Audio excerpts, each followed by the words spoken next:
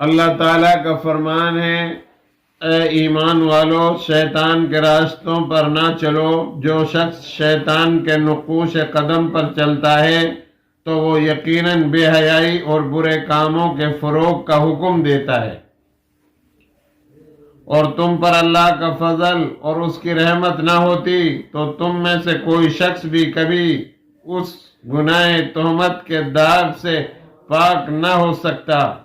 لیکن اللہ جسے چاہتا ہے پاک فرما دیتا ہے، اور اللہ خوب سننے والا جاننے والا ہے۔ اور تم میں سے دینی بزرگی والے اور دنیاوی کشائش والے اب اس بات کی قسم نہ کھائیں